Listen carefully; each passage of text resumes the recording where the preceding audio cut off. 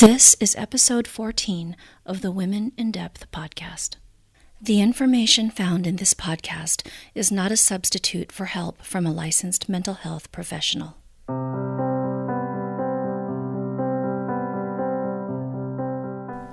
Hi, and welcome back to the podcast.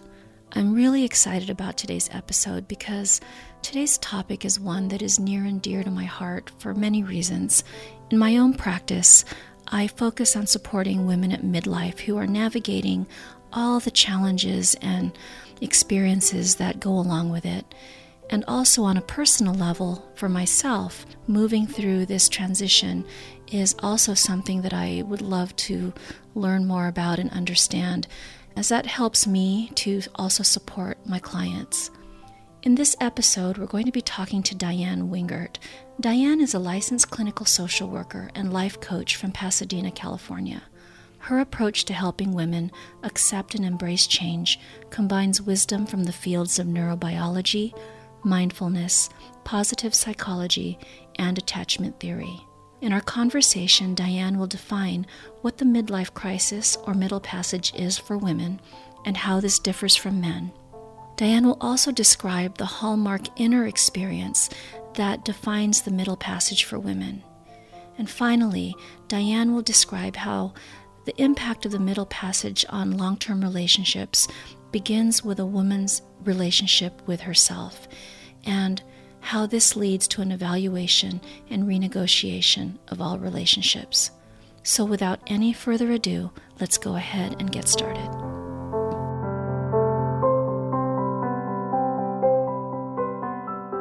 Hi, and welcome back to the podcast. Today, our guest is Diann Wingert. Diann is a licensed psychotherapist and certified life coach who has both a private therapy practice in Pasadena, California, and a global coaching practice working with women at midlife. Diann's specialty emerged from her own experiences since the age of 40, which include divorce, single parenting and remarriage, career reinvention, religious conversion, menopause, aging, and more.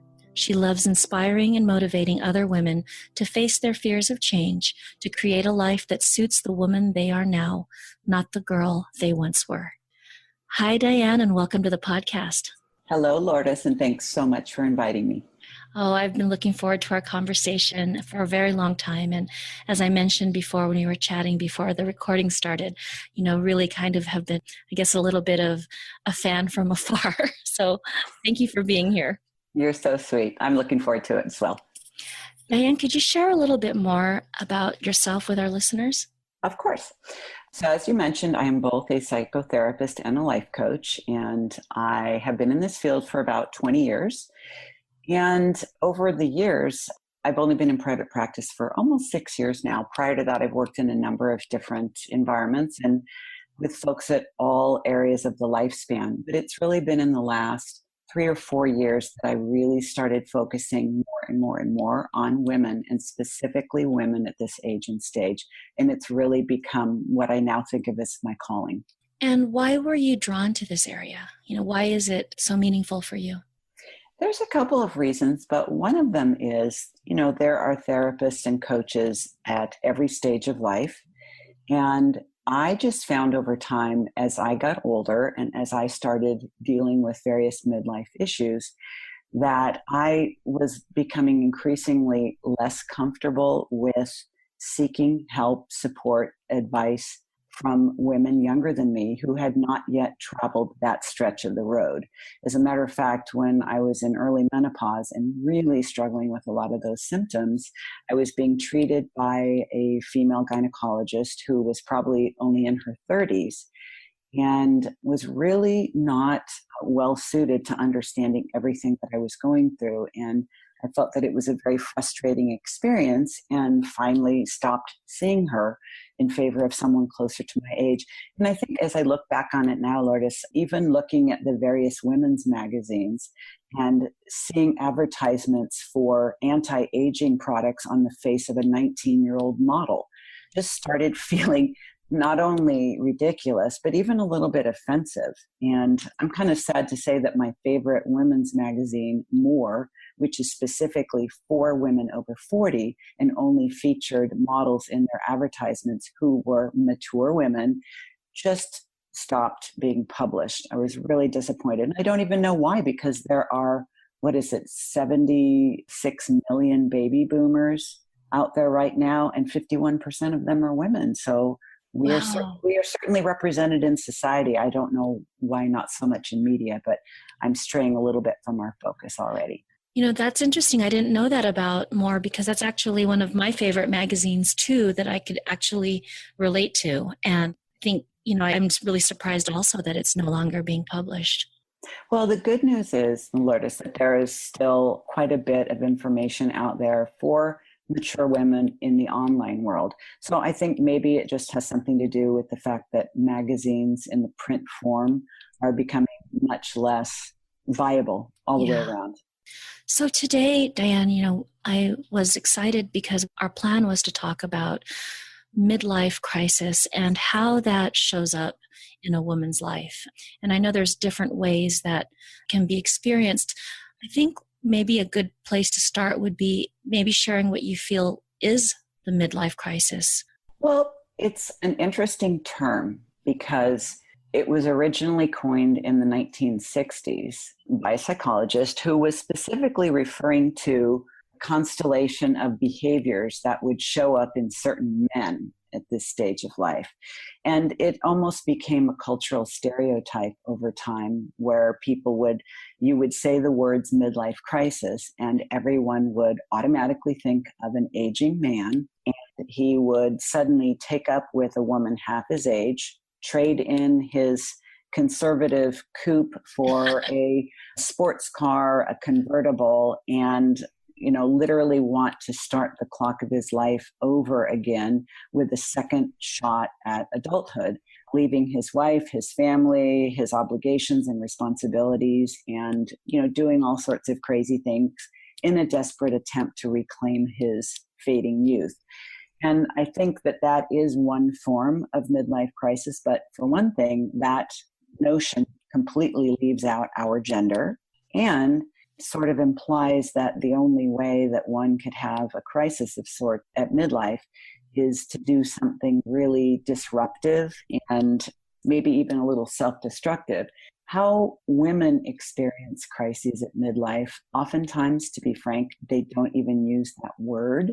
They oftentimes don't use the word crisis. Sometimes, women will say things like, I'm having a midlife meltdown, or I feel like I'm losing it, or I feel like I'm stuck, or I want to run away, I want to start over. One hallmark feature, whether we want to call it a midlife crisis, a midlife unrest, a midlife slump, or any other term that a woman might choose to label her own experience, it is sort of marked by a distinct sense of discontent, frustration, dissatisfaction, restlessness, and it can come on either gradually over time or very suddenly. And usually, no matter which way it happens, a woman's functioning is affected by it.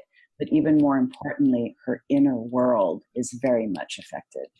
I love that you mentioned inner process or the inner world because when you were describing how midlife crisis has been commonly stereotyped for men, and that's an external process that you can see these huge events or experiences happening, I really do feel, like what you said, that for women, this really is an inner process, and it can be subtle and it can be extreme, but definitely that aspect of the inner world is a piece of it. I think one of the reasons this may be the case is that it's often been said that men are much better at compartmentalizing than we women are. For example, for many men, it's not true for all, but for many men, if they're having trouble at home, trouble with their wife, their kids, their finances, they can carry on at work as though everything were just fine. They can keep different aspects, different domains of their life kind of separate from each other. But usually for women, everything kind of bleeds into everything else. So if we're struggling at work, we bring it home. If we're struggling at home, it comes to work and so forth. So some of that may have to do with the differences between how our brains operate. And I'll speak a little bit more about that later. But no matter what outward signs that a woman may be having of struggle or discontent at midlife, what's going on the inside of her is often the most troubling. And sometimes we are completely unaware that a woman really is experiencing herself as being in a genuine midlife crisis, because from the outside, she's saying and doing all the things that she has been for years, even decades. But on the inside, she may be feeling very, very different. I like that hallmark experience, that, that restlessness, that sense of something being off, as a way to maybe gauge if that's where you are in your experience. I definitely see that with many of the women that I work with. And like you also said, it's not something that many of them can really put a finger on or say, this is what's happening. I think women often know when they don't feel right, but there's a couple of things that work against us in terms of actually sort of zooming in on that and figuring out what's really going on. One of them is that we are oriented by our gender and by the way we are socialized, especially here in the West, to really think of others ahead of us. When you think about it, a little girl from a very young age is told, oh, don't say that, you'll hurt people's feelings, be nice, you need to be nice. Little girls aren't supposed to get angry, they're not supposed to be selfish, they're not supposed to be rude, they're not supposed to push to the front of the line. Many of these behaviors are considered acceptable in boys. So we're sort of taught in a way to put the needs and wishes and preferences of others ahead of ours from a very young age. But our brains also tell us to do that because of the influence of our hormones. And I think that's one of the fascinating things that is happening to a woman at midlife, is as we start going through what used to be called the change of life, not just the change of hormones, the change of life, our orientation towards life and towards our relationships and our priorities begins to shift because of the shift in our hormones and our neurotransmitters. And I find that absolutely fascinating. That is fascinating. So there's like this shift from external relationships and a more outward experience and more on what's happening with me and my relationship with myself. Precisely. And I think that's very well said. It's not that we become less interested in our relationships with others or less attached or less committed, although it can appear that way when a woman has really focused so much of her time, her energy, her effort toward the needs of others, usually her husband or partner and children if she has them. And when our hormones start shifting and the delicate interplay of our neurotransmitters starts to shift as well, it can be a very slow and quiet process where a woman just starts feeling like, hey, wait a minute, what about me? Don't my needs matter too? Why doesn't anybody care what I think about this or what I want? And if that's something very foreign to a woman's experience because she simply never had those thoughts before, it can be kind of a rude awakening, really, for everyone, because she might interpret that as meaning something's wrong. Like, am I becoming a selfish person? Am I becoming self-absorbed? Am I becoming, and she might question her attachments. Many women start to question their attachment to their marital partner when they start noticing themselves becoming much more preoccupied with thoughts of, well, what do I want? What do I need here? Why do we always have to do what you want? Thinking of one of my female friends who told me that every year the family would go to a vacation spot that was the type of place that her husband liked to go. And while she would have preferred a different type of vacation, she never really spoke up about it other than, to say, well, it might be nice if we would do this and this. I mean, her husband always liked to go to places near the ocean, and she always wanted to go to the mountains. And she never really advocated for it. She never really insisted on it or really even said, hey, how about every other year or every third year or even every 10 years? all these years went by, and suddenly there she was in her 50s. And she said, I just put my foot down and insisted, if you don't want to go to the mountains with me, I will go by myself. And she was as shocked as he was. It's like, where's this coming from? Like, what have you done to my wife? And who's this person you replaced her with? Yeah. That example that you gave has reminded me of some of the experiences, that I hear from my clients, along those similar lines where they become very aware of a need or a want or a preference that they really haven't given much attention to. And suddenly now it's just calling for their attention, and it has to be allowed into the experience. And they invite their husbands or partners to come along. And if they're not okay with that, they're willing to explore that on their own. Mm-hmm. I think it's a very interesting time in a long-term relationship. If a couple comes together in their 20s or 30s, as most people do, and they are still in that committed relationship during midlife, which we can define as 40 to 60. Those are kind of the generally agreed upon parameters. And a woman begins to change in this way. Now, of course, men are changing too. And I'm coming from the perspective of a heterosexual married couple in this example, that this couple's been together maybe 25 years, and both of them are kind of used to the woman being more willing to defer or not necessarily push for her needs. But, the funny thing is it's not that many women or most women have been quietly resenting not getting their way, and all of a sudden they just can't stand it anymore and have to say something. It's that they really didn't feel that anything was wrong. They didn't feel compromised. They didn't feel that they were being taken advantage of or taken for granted. They not only didn't mind that decisions that were being made were often based on the wishes, needs, wants, preferences of the husband or children, but they actually got a lot of pleasure and satisfaction and enjoyment from that being so. So I can see how that would make this experience then even more confusing for themselves and for their partners and families, because now all of a sudden these needs or areas that have not really been attended to are now kind of just bubbling over into the surface.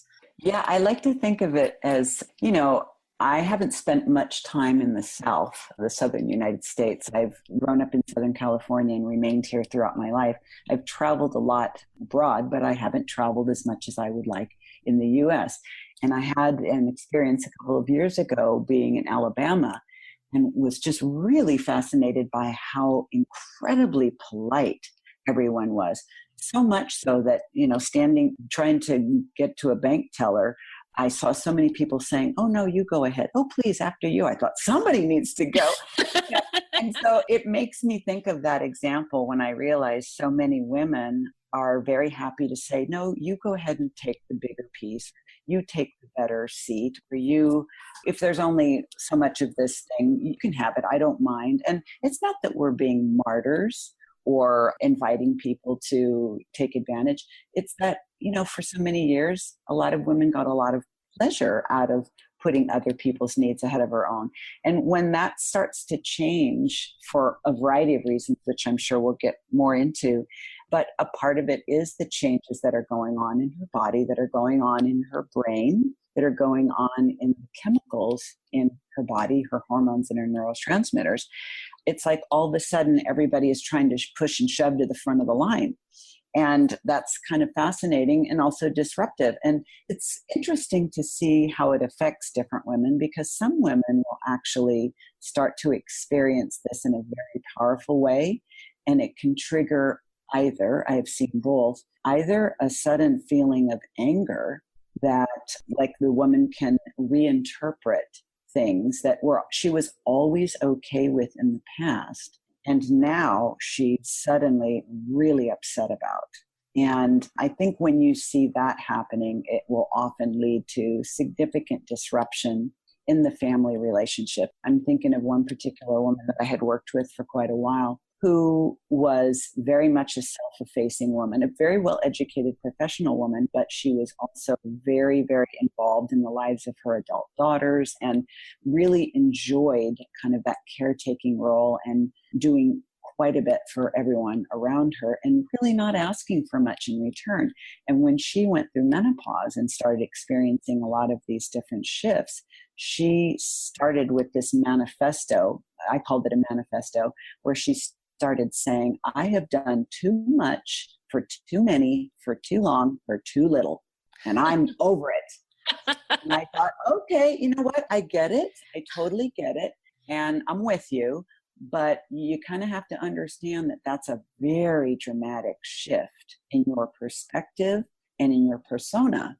And the people in your family are just a little bit shocked by the changes. And I do agree that all of us at midlife have to renegotiate our relationships with ourselves, with our partners, with our children, oftentimes in the workplace, sometimes with friends. Yeah. As our needs, wishes, wants, priorities, and preferences start to move up our list of priorities, and we start to place as much emphasis on what about me as what about everyone else. But I think that can be done in a gracious and grateful, and I think it can be a time where we not only feel better about putting ourselves on the top of the list, but our relationships can be enhanced by that. It just needs to be handled in a way that's not, really dramatic, sudden, and violent.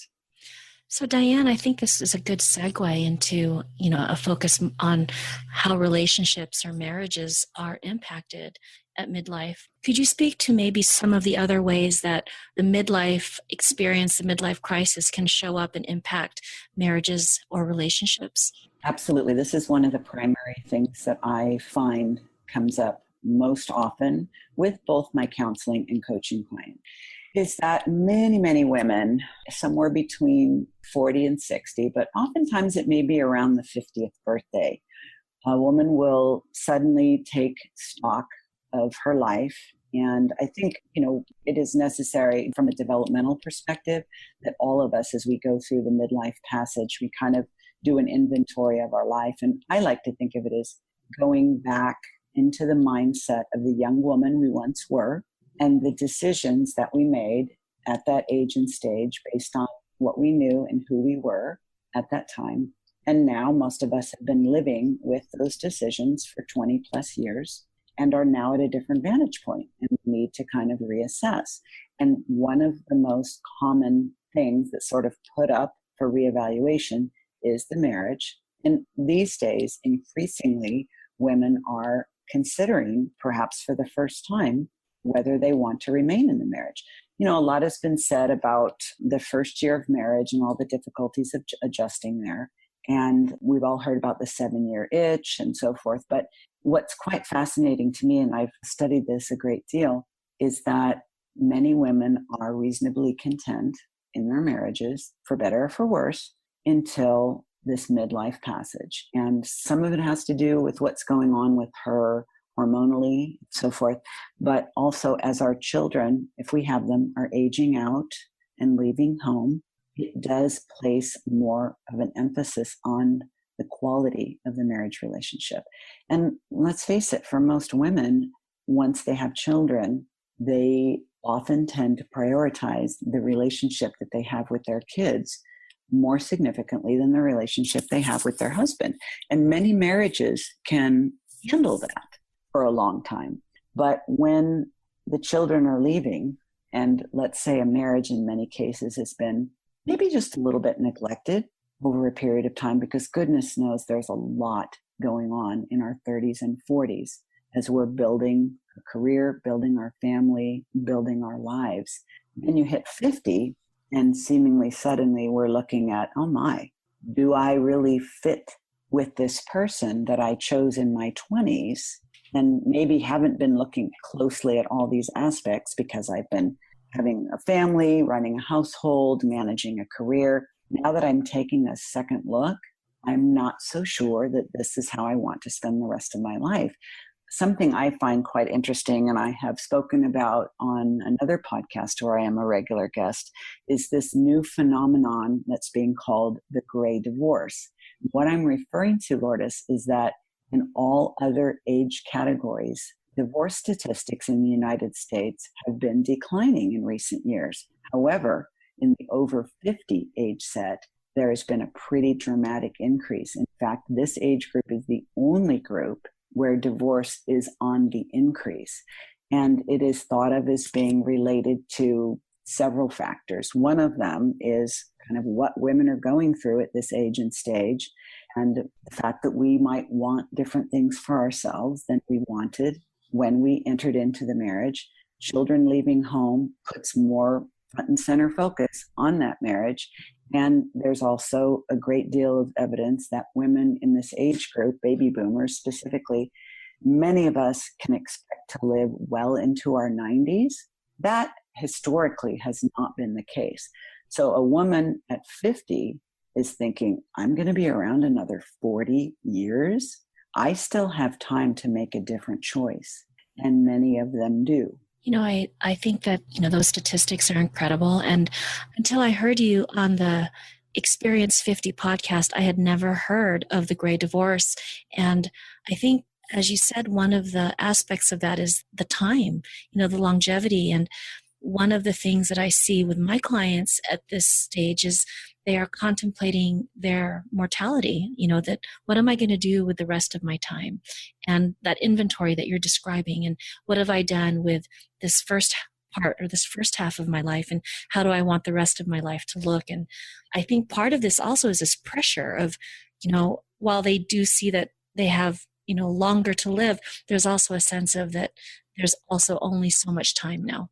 And I think that this sense of mortality also applies to the changes that they're seeing with their health, with their bodies. And I think that adds to this kind of this perfect storm that can, end up being a crisis for women. You put it really well. And I think it really is a perfect storm. And I think that is ultimately what triggers the woman's experience that we are calling the midlife crisis.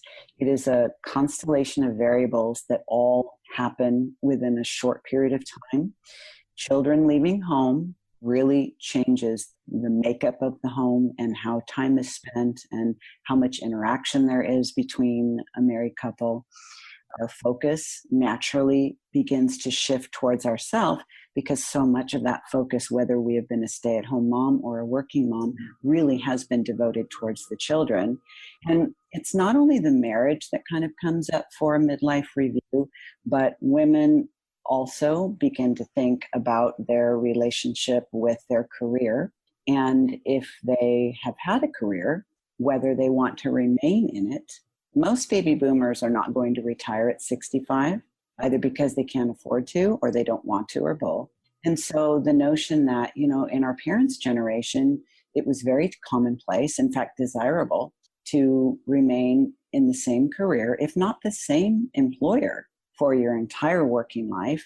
You have your retirement party, you get your proverbial gold watch, and then you go off and get an RV and do some traveling, and that's that. But nowadays, many of us are entering into second or third careers at midlife because we still have quite a lot of road ahead of us.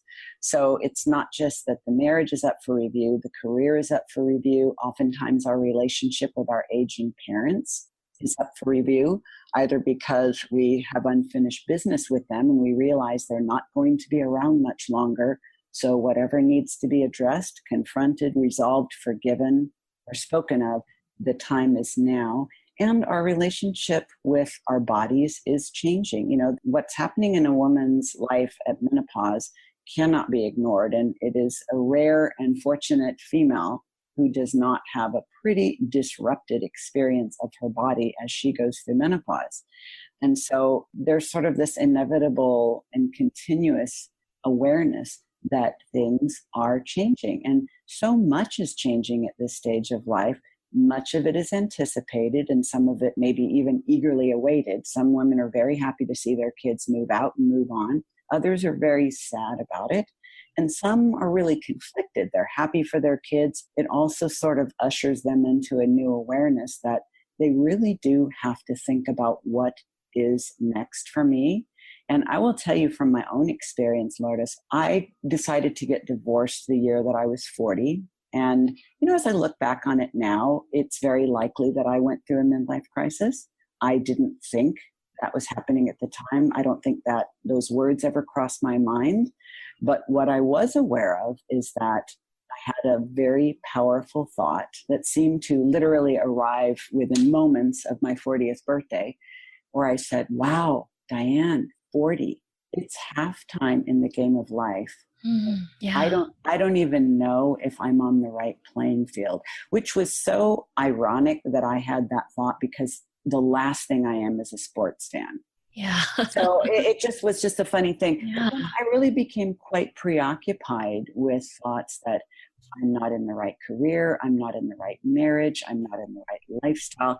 Literally, like, how did I end up in some other woman's life? Oh my gosh. I love how you said that, because that is such the experience that I see with my clients is, whose life am I living and what happened to the person I was and the person I am? And, all of these things that are going on in my life, they're not working for me anymore. And one of my mentors used the example, imagine someone who's in an intensive care unit and they're hooked up to all these machines that keep them alive. And one of the ways that you can look at what happens at midlife is each of these machines is unplugged and pulled away. And the things that used to support you, that used to work for you, that used to vitalize you, for some reason, they're not working anymore. And so the question is, when the things that support me, the things that sustain me, nourish me, no longer work, what do I do so that I can sustain and nourish myself? It's a scary prospect to face, because for so many women, Lourdes, it is really the first time that we get really honest with ourselves. And what I eventually realized, and I think now, I probably had a midlife crisis at 40 and another smaller one at 50. And since I've really been thinking about this quite seriously, and the more I delve into this topic and the more women that I work with during this stage of life, the more I realize, you know what? My mom had one too. And I was, a young adult just leaving home at that time. And it's all of these things, all of these awarenesses are sort of fitting together now. My mom became very depressed. I remember in my late teens, there was a period of at least a year where I don't remember ever seeing her out of her pink quilted bathrobe. She was wearing it in the morning when we went to school, and she was wearing it in the evening. And she went through, I think it was like she was going to quit her job as a stay-at-home mom. And she started swearing a lot. She told all of us we could just go to hell and take care of ourselves. And then she decided that she wanted a job. And, my mom had left school after the 6th grade. So I don't really know what she thought she was going to do, but she suddenly decided that she didn't want to take care of kids anymore. She wanted to have a job. She was going to get some respect.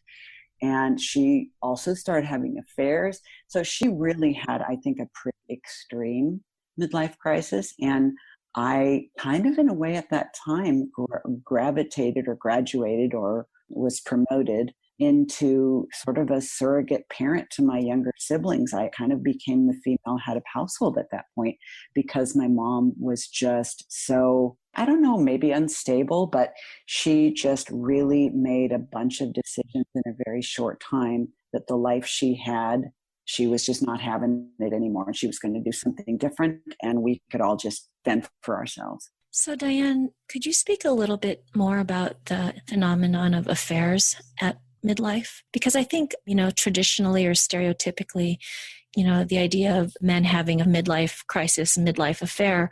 But I know the statistics are showing that women are right up there with infidelity and having affairs. You're absolutely right. And initially, I was surprised that this was so. But the longer I have been specializing in working with women from 40 to 60, the more it's becoming apparent that this is the case. And it's typically not a thing that a woman comes in to get help with. A woman doesn't usually call up and say, yes, I'd like to hire you as my coach or my therapist because I'm having an affair. But oftentimes, as we are digging into whatever the presenting problem is, it does become revealed. And I think it's just becoming more and more commonplace that as women are doing this midlife reevaluation, reassessment, reawakening, sometimes awakening for the first time, they are beginning to experiment with a variety of different things, almost in a way like I imagine a little girl tries on her mother's, hat or shoes to see what she looks like. And I think oftentimes, and this has been true of men as well, but oftentimes a woman who's getting older has maybe been in a marriage for a long time, not feeling as desirable to her husband. He's not complimenting her. He's not initiating sex with her. He's not, it's harder to keep the strong sexual charge going between two people in a very long relationship. And that is simply because of the way we're wired. And so I think if that's not really happening, and let's face it, our culture does not value women as they age. I think it's something that I could really go on a soapbox about. I will spare you that today. But I think this idea that we do, in fact, have both a sexist and an ageist culture, where a woman beyond a certain age is not valued as much in society because she is no longer perceived as being youthful and sexually desirable. Now, I happen to be married to a European, and I've traveled pretty extensively in other parts of the world. And I'm very pleased to note that it does not seem to be quite as pronounced outside of the US. I think we have a very much youth-obsessed, looks-obsessed culture here. But this notion that beyond a certain age, a woman is not sexually desirable, sexually attractive, assumptions are made that she might not even be interested and so forth. I think many of the women that I have known will seek out attention from other men, maybe not always with the intention of becoming sexually involved, but just wanting to be seen, appreciated, valued. And eventually it kind of drifts into a sexual involvement. And then there are women who are seeking sexual involvement outside of marriage simply because it's not happening to the degree that they would like in the marriage. And some of these women have been very vocal with their husbands, have asked for more and aren't getting it, and sometimes will take matters into their own hands. Now, I try to be non-judgmental. I try not to take a position on what another woman should do with her life. I don't think that's my role. And I don't think that's where I have the most to offer a client is by having a bias. But what I have seen is that the consequences of women having affairs are often much more destructive to a marriage than when a man has them. And I've also found that with respect to the gray divorce that we spoke of earlier, I have seen in a number of cases that there can be a backlash where a woman is feeling sort of frustrated, fed up. She's going through all of her midlife transition with hormones and everything else going on. And she feels like, you know what? I'm not doing this anymore. I need a deal. I'd be better off on my own. I'm sure I can find somebody else. And ends up maybe 2 or 3 years out really regretting it, and sometimes scratching her head and thinking, what did I do? How did that happen? And I think that's very sad. I don't take a position on whether women should divorce or not, but I do know, and I have experienced with a number of clients and also some of my own friends and family, that women are not necessarily happier after midlife divorce. They are not necessarily healthier. And they are not necessarily better off. Oftentimes, they're far worse off financially and socially. And I also think that there's another myth that comes into play here, because I worked with children and families for many years, and I saw a lot of kids whose parents were divorced. Most of us in the professional helping communities were operating from a framework of we need to get everybody through this first year of adjustment. And once we're safely through that, everybody's going to be fine. Well, there was eventually a very wonderful book written, a 25-year longitudinal study of the effects of divorce on children. And because I opted to divorce when I was 40 and my 3 kids were 10, 12, and 15, they are now been quite a number of years since then. But I can tell you that the effects of that decision are not just felt in the first year. They play out at 5, 10, 15, 20 years later. And I think that if a woman does make that decision, she would be very wise to get some counseling on what kind of the long-term effects are. Because when I have worked with a lot of college students and young women, men and men, many of them were the recipients of that decision. Many of them had mothers who suddenly, it seemed, decided to divorce their fathers after the youngest child had left home. And in several cases, the mom had really made the decision to end the marriage years earlier, but was kind of biding her time. I use the expression leading a life of quiet desperation, just sort of waiting for the youngest child to leave for college, and then she took her leave. And the notion is, well, once the kids are off on their own and living their own lives, they won't be affected.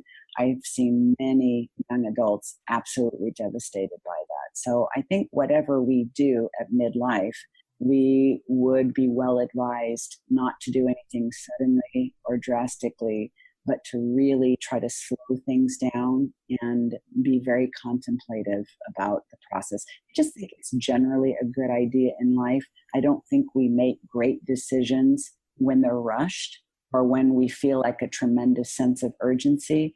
I prefer to guide the person towards a better understanding of what's actually causing that feeling of urgency rather than acting on it. And this really is a great segue into the next part of our conversation, Diann, which is, what are your suggestions for a woman who is experiencing this middle passage, and maybe even sharing a little bit of how you would support a woman in your practice or as a coaching client who is going through this. I like to teach all of my clients, whether I'm working with them as a therapist or as a coach. I have studied neurobiology a great deal, and I really like to help women understand what is actually going on in their body, mind, and brain during this phase of life, because there are considerable influences on us as a result of the changes going on in our hormones and the triggered changes that are going on in our brain. I don't know if you've ever heard the expression, the fuck you 50s, but it can be quite shocking when a woman who's always been, really nice and kind and thoughtful and considerate, I like to say she can seemingly to her husband go from, what would you like for dinner, to get your own fucking dinner. And, telling the kids, I'm not doing your laundry anymore and you could pick up after yourselves from now on. I think it can be, these changes can be felt very suddenly. But what I like to guide my clients to understand is, first of all, what's actually going on here? What's going on in your mind? What's going on in your body? What's going on in your brain? What's going on with your hormones?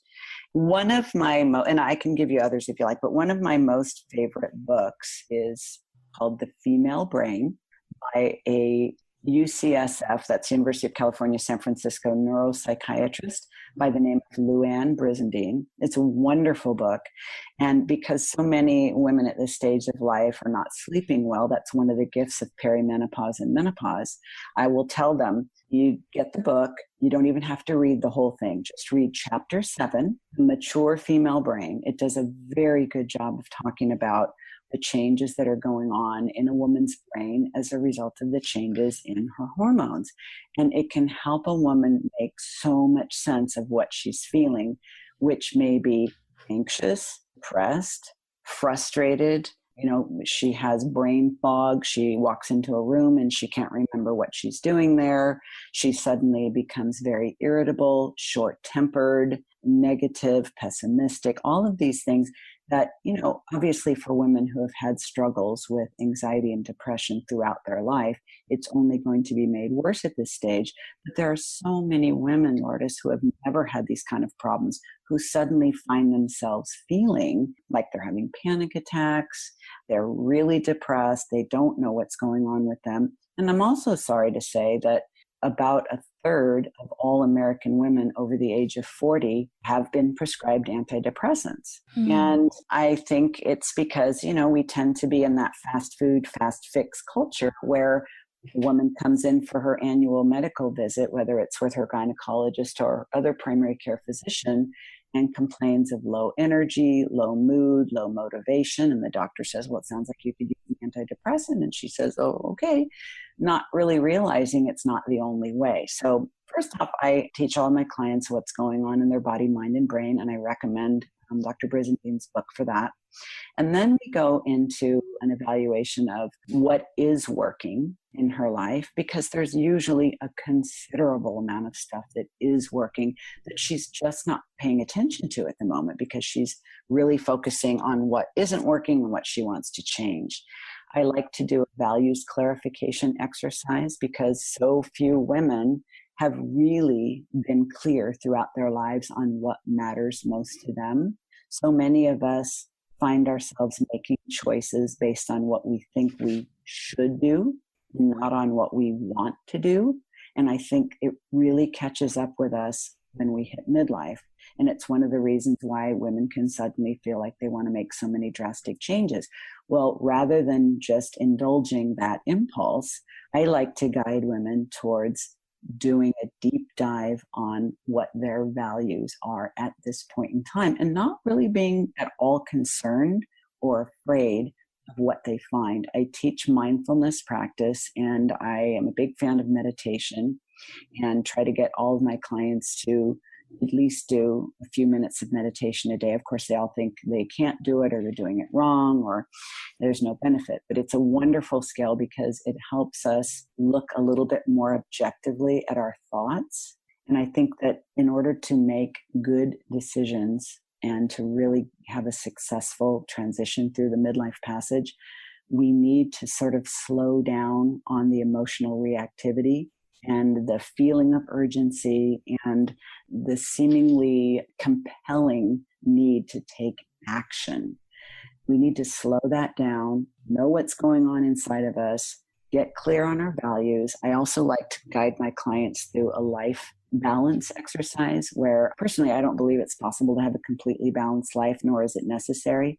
But in conjunction with our values, I like women to look at the different areas or different domains in their life and where they're putting their time. And are they putting their time and effort and emphasis in the places that matter most to them?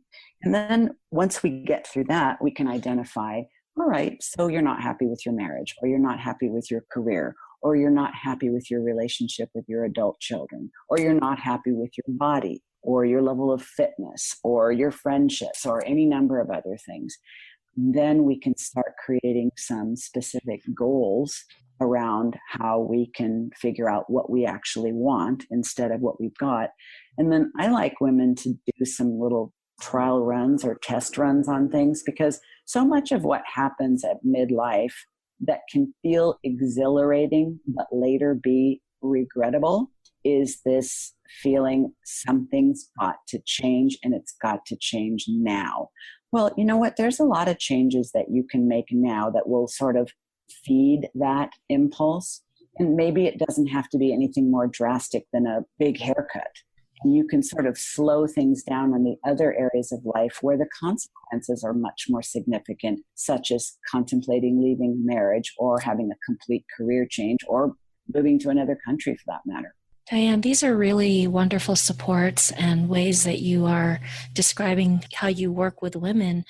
I love that you also do the values clarification, because I do that with my clients as well. And that's really quite an eye-opening exercise to do, and also just to almost use as like a blueprint for moving forward and creating a life that is actually more aligned with what matters most to them. I agree. I like that very much. And I think another thing that I think is really important for women at this stage of life is that empowerment doesn't necessarily mean that we suddenly grab the reins and start aggressively steering our life in a new direction and everybody else can just, sort of let the chips fall where they may. I think that empowerment really comes from a place of really getting to know who you really are and being able to discover that woman in a curious, open, and non-judgmental fashion. Because what I see so often is women really haven't ever gotten to know themselves really well because they've always been focusing on what other people need, want, and expect from them and of them. So inevitably at this stage of life, we are now faced with the fact that we have a life that we've carefully created and crafted, many of us according to what we thought we should want, what we thought we should choose, and what we thought was expected of us. And now it's time to actually come home to ourselves and to the woman we are now. In some cases, she's very different than the woman she once was. And in other cases, she's really not so different. We just never took the time to get to know her that well.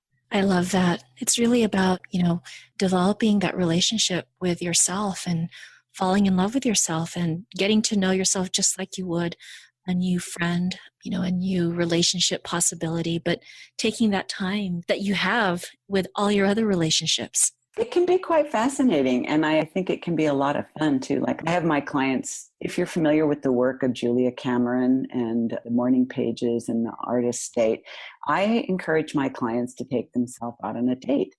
Because oftentimes we end up, doing things in our personal life and our family life and our social life based on what others want of us.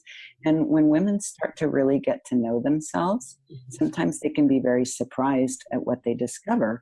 And that newfound relationship with self needs to be nurtured and cultivated. And it doesn't need to be something that we rigorously defend and aggressively promote.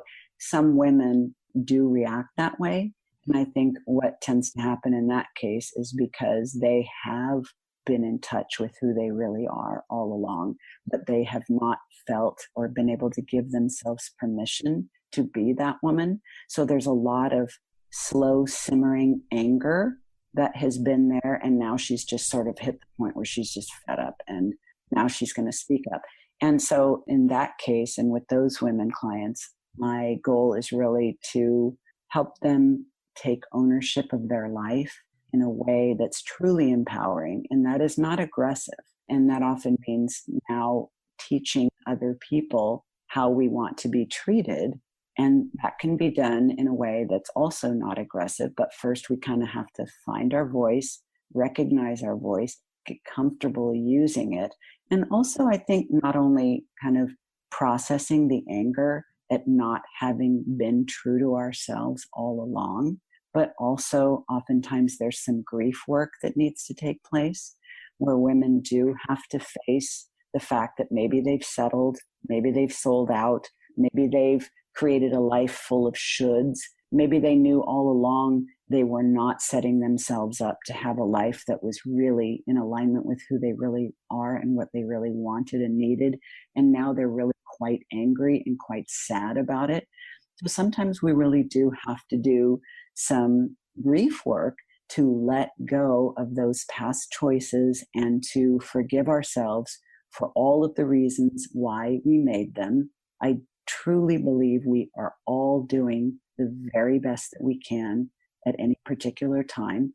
And now our best is different because we're wiser, we have more life experience, and with all the changes that are going on inside and around us, we have a fresh opportunity to be that person. But we have to manage the emotions that we have about not having been her sooner. And something you said earlier, I just wanted to come back to briefly, which is the awareness that the road ahead is a lot shorter than the road behind, meaning we don't have an unlimited amount of lifespan left ahead of us. And it only takes the loss of someone your age close to you. Like when I went to my high school reunion, I saw this long list of names of my age mates that were already gone, to put that in perspective. But being angry or full of regret about past choices just drains our energy and prevents us from making really good choices as we move forward. Diann, your clients are so lucky to work with you. I love the way that you've just described this process and, also bringing into it that grief process, the acknowledgement of, our role in this situation. and allowing yourself to feel that. That's so important and necessary in order to move forward. And I think that's something that a lot of women experience and struggle with. I know that's one of the hardest parts of the healing process. At least that's what I've seen, with the women I work with. Lourdes, I know not everyone is able to work with a therapist or a life coach. And I want to make sure that your listeners have the opportunity to hear about some of the resources that I recommend to my clients, because many more people can pick up a book or a CD set than those that can find their way to the services of a coach or a therapist. But I've already mentioned to you The Female Brain. I also really enjoy recommending a book by Suzanne Braun Levine, who was the first editor of Ms. Magazine and a long-time journalist, called Inventing the Rest of Our Lives, Women in the Second Adulthood. And the author's last name, again, is Levine. And then a third resource that I like to recommend is by Marianne Williamson, who is a best-selling author and a bit of a self-help guru. And I listen to it on CDs, but I believe it's also available in a book form, which is called The Age of Miracles, Embracing the New Midlife. And I think what's nice about that is, first the resource is the female brain, which is that neuropsychiatrist approach, then a feminist approach in inventing the rest of our lives. And then thirdly, a more spiritual approach in The Age of Miracles. And I like recommending all three because I think it hits all the different perspectives and points. Thank you for mentioning those, Diann, and all of the resources that you've shared. We'll make sure that we have them in the show notes so that listeners can find those links and get access to those. Diann, could you please share the best way for listeners to get in touch with you, and also if you have any upcoming projects or events that our listeners would be able to connect with you and maybe be a part of? Absolutely. Thank you so much for asking. The best way to connect with me is through my website, which is www.diannwingert.com. And my name has a little bit of a funny spelling.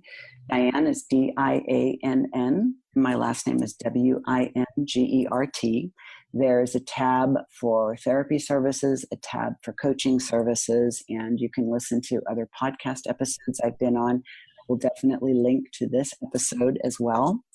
And in terms of upcoming projects, something that I'm really excited about is that I'm going to be launching an online coaching group for women at midlife called the Midlife Makeover.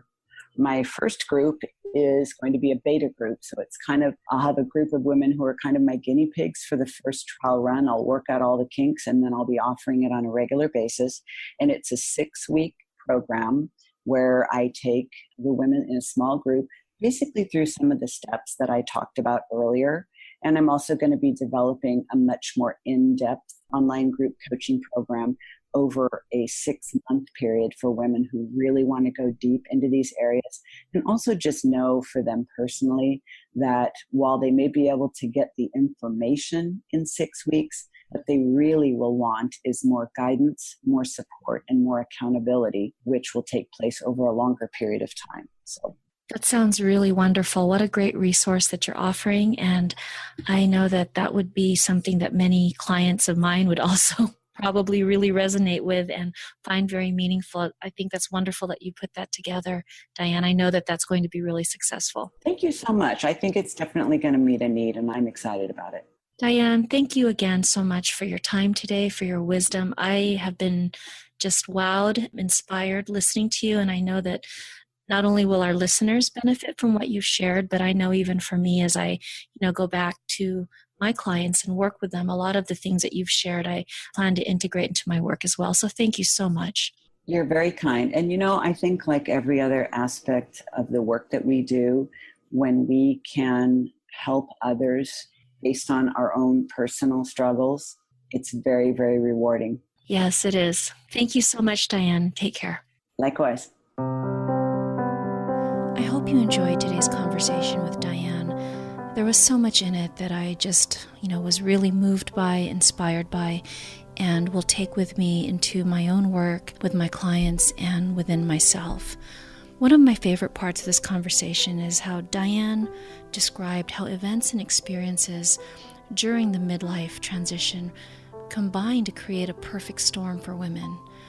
I also loved how she described for women at midlife, the inner world is very much affected, and how significant this is since the inner world may no longer align with the external world. So on the surface, it appears to many people that everything is fine, everything's the same. But yet, for the woman, there is a lot of shifting and changing happening within her that she is just trying to listen to, make sense of, and figure out a way to move forward with. I also loved how Diann described that societal, cultural, familial norms and expectations can really get in the way of a woman being able to listen to and honor her feelings and intuition, and how this disconnect between a woman's inner and outer worlds is a hallmark experience of the middle passage. Part of what Diann spoke about is how the middle passage is a time when women begin to ask some hard questions. What about me? What's important to me? Is this really important to me? Or is this a value that belongs to my culture, my family? Is this something that used to be important to me, but things have shifted or changed? So for many women, they are taking an inventory of their lives and really discerning what matters most to them. If you are interested in digging deeper into what matters most for you, you can go to my website at www.lourdesviado.com and download a free life alignment exercise, which will help you begin the process of clarifying what is really most important to you. For show notes to today's episode, visit www.lourdesviado.com/women in depth, where you will find notes to today's episode along with links to the resources mentioned. If you enjoyed today's episode, please subscribe on iTunes and leave a review. Again, thank you so much for listening, and see you next time.